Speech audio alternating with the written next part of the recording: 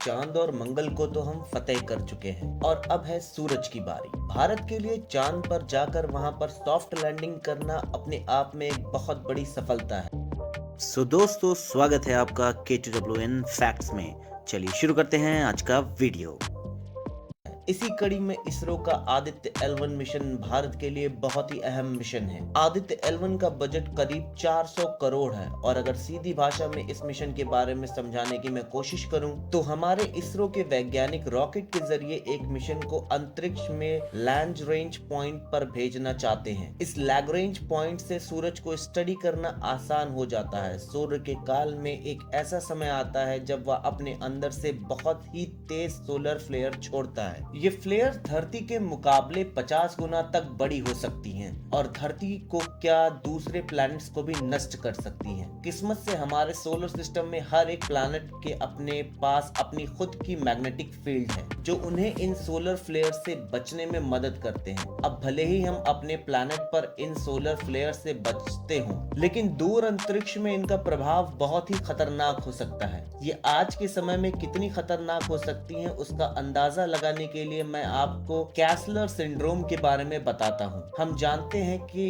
इस 21st century में पृथ्वी का ऑर्बिट हजारों सैटेलाइट से घिरा हुआ है। अगर कहीं सूरज से एक बहुत बड़ा सोलर फ्लेयर या कोरोनल मास इजेक्शन होता है और धरती के ऑर्बिट तक पहुंच जाता है तो उसके high energy particles in satellites को पूरी तरीके से बर्बाद कर देंगे। ये सैटेलाइट्स अपने निर्धारित पाथ से हटकर एक दूसरे से टकराने लगेंगे और बहुत जल्द ही पृथ्वी के ऑर्बिट में इतना ज्यादा कचरा जमा हो जाएगा कि किसी दूसरे सैटेलाइट का वहां जा पाना नामुमकिन हो जाएगा। लेकिन ये सब होने से बचा जा सकता है। आदित्य L1 मिशन के द्वारा आदित्य L1 सूरज को बारीकी से पढ़ेगा और उसमें से निकलने वाले खतरनाक सोलर फ्लेयर्स के बीच एक पैटर्न को खोजने की कोशिश करेगा। सूरज के कोर का टेम्परेचर करीब 15 मिलियन डिग्री सेल्सियस है, वहीं उसकी सतह का टेम्परेचर केवल 5500 डिग्री सेल्सियस है। कोर की हाई टेम्परेचर और प्रेशर की वजह से ही न्यूक्लियर फ्यूजन का प्रोसेस होता है जो एक तरह से हमारे सूरज के इंजन को पावर देता है। लेकिन कभी कभी ये अंदरूनी इंजन ओवरलोड कर जाता है और तेजी से सोलर फ्लेयर्स नाम की चीज को फेंकने लगता है। अगर साइंटिफिक भाषा का इस्तेमाल करें तो इस कोरोनल मास इजेशन या CME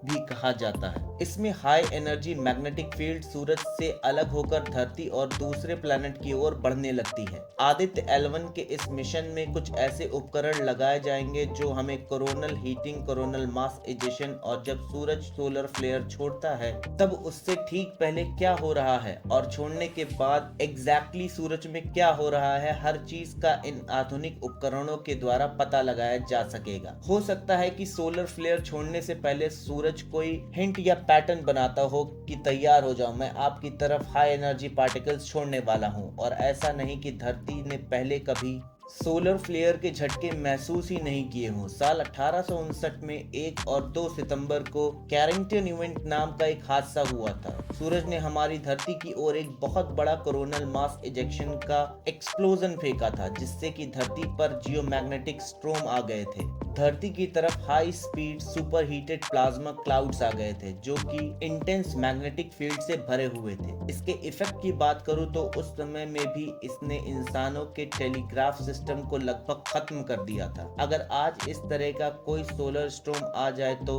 डिस्ट्रक्शन का कोई लेवल ही नहीं होगा। आदित्य L1 कुल 7 पेलोड्स को अपने साथ अंतरिक्ष में ले जाएगा जो सूरज के फोटोस्फीयर, क्रोमोस्फीयर और कोरोना को स्टडी करेंगे। ये स्पेस क्राफ्ट इलेक्ट्रोमैग्नेटिक पैटर्न्स और मैग्नेटिक फील्ड डिक्टेटर्स की तरह काम करेगा जो सूरज के बिहेवियर और उसमें से निकलने वाली जरूरी डेटा को वैज्ञानिकों तक पहुंचाएगा। 7 में से 4 पेलोड्स डायरेक्टली सूरज के ऑर्बिट करेंगे और बाकी के 3 लेग्रांज पॉइंट पर मौजूद पार्टिकल्स और फील्ड्स को ऑब्जर्व करेंगे। आज के समय में जितने भी महान वैज्ञानिक हैं उनका कहना है कि अगर किसी रहस्यमय फिनोमिना को समझना है तो उसे क्वांटम नजरिए से देखना होगा।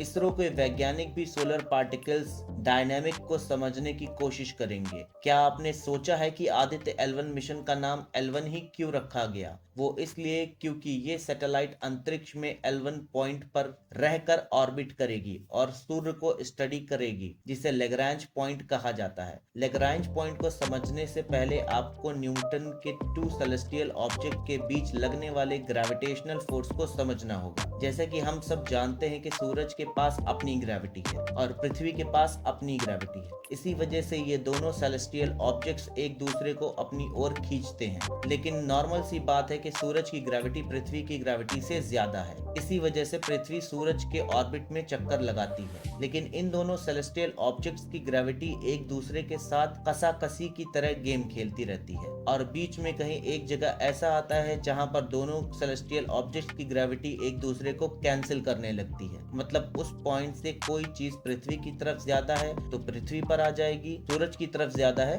तो सूरज की तरफ चली जाएगी। लेकिन जिस पॉइंट पर इन दोनों की ग्रेविटी एक दूसरे को कैंसिल करने लगेंगी, उस पॉइंट पर कोई भी चीज बैलेंस नहीं रहेगी। वो चीज ना तो सूर्य की ओर जाएगी ना ही पृथ्वी की ओर जाएगी और उस पॉइंट को लेग्रांज पॉइंट कहा जाता है। और ऐसे हमारे सोलर सिस्टम में 5 लेग्रांज पॉइंट हैं, जिनमें से L1 पॉइंट पर आदित्य को भेजा जाएगा, इसीलिए इसका नाम आदित्य L1 है। आपको याद होगा कि नासा ने हाल ही में अपने जेम्स वेब स्पेस टेलीस्कोप को लॉन्च किया था, जिसे L2 पॉइंट पर भेजा गया था। इन लेग्रांज पॉइंट पर किसी भी सैटेलाइट को स्टेबल रहने के लिए मिनिमम ऊर्जा की जरूरत पड़ती है। आदित्य L1 को लॉन्च के बाद 125 दिनों का समय लगेगा लेग्रांज L1 पॉइंट पर पहुंचने में, और ये ऑब्जर्वेटरी मिशन अगले 5 सालों तक L1 पॉइंट पर रहकर सूरज को स्टडी करता रहेगा। हम उम्मीद करेंगे कि आदित्य L1 मिशन अपनी कसौटी पर खरा उतरे और सिर्फ भारत का ही नहीं बल्कि पूरी दुनिया के लिए एक वरदान साबित हो। तो दोस्तों, आपको वीडियो कैसा लगा जल्दी से कमेंट्स में बताइए और ऐसे अमेजिंग वीडियोस के लिए हमारे चैनल पे विजिट करते रहिएगा और प्लीज हमारे चैनल को सब्सक्राइब करिए, वीडियो को लाइक करिए, शेयर करिए। Thank you so much. Have a nice day. Take care.